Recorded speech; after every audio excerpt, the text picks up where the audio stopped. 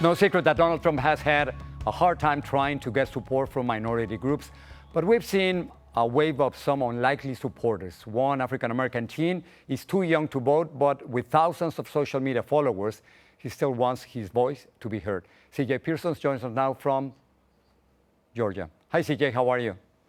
Hey, thank you, Jorge. It's a pleasure to be here. You know, a lot of people think that the most surprising thing about you is your age. How do you get involved in politics? Certainly. Well, for me, it started at a young age. The interest developed in the second grade. I remember having a mock election in the second grade, the candidates being Senator John McCain and then Senator President Barack Obama. And we had to do the work. We had to research the candidates, research their positions. And that really piqued my interest. I remember watching the debates in the '08 election. And since then, it's been something that I've been really interested in, really wanted to make a difference in that area. And it's been a fun ride. It's been a fun ride. So how do you choose the candidate that you're going to be supporting? Because I understand that you supported Ted Cruz at the beginning, then you like Bernie Sanders, and now you're supporting Donald Trump. How do you get to him? And if you look at all those three candidates, I think one thing it shows that is in common with all those three candidates, and it's that they have all fought the establishment tooth and nail. They have fought to shake up Washington. They have fought to shake up the political arena. They have fought for change, and that's what we need right now in this country. For far too long, we have gone the easy road, but now we need to realize that we need to go down a different path, because kids like me, our future is on the line, and we cannot stick with the status quo. We need to do something different, and there's nothing more different than Bernie Sanders, Ted Cruz, and now the Republican nominee, Donald J. Trump. Now, see, I read in your website that you said that at some point that you were scared of the thought of Donald Trump as our president. So what changed your mind? Definitely. Well, back then, Mr. Trump had said a variety of things, and a lot of people weren't used to a candidate speaking so honestly about the issues like this. It was something that we were not aware of. And so when things are new to us, we assign labels to them. And a label that was assigned to them at that time were things like racist or bigoted. I even believe those things for a bit. But I got to be honest with you.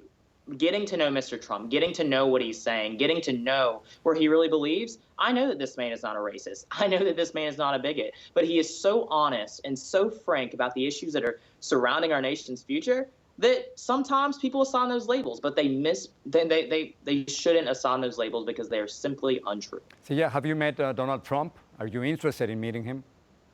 Well, I'd love to meet Mr. Trump. I've been working with the campaign, and so hopefully I'll get the opportunity.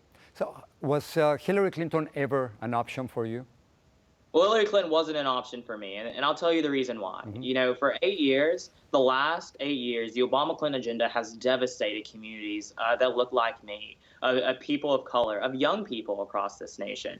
If you look at the fact that after 8 years of President Obama, less black people are owning homes, that black people make up the majority race making minimum wage, and that more than 50% of black youth are unemployed, that shows a problem with the Obama-Clinton agenda.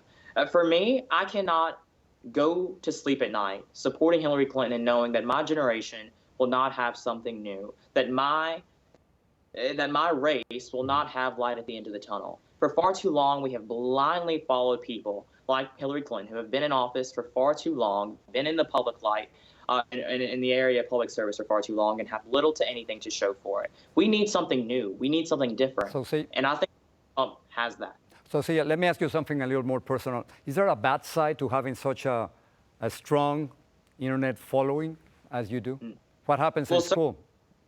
Yeah. It's been an interesting road. I've made my mistakes, and unlike every other 14-year-old boy, what happened?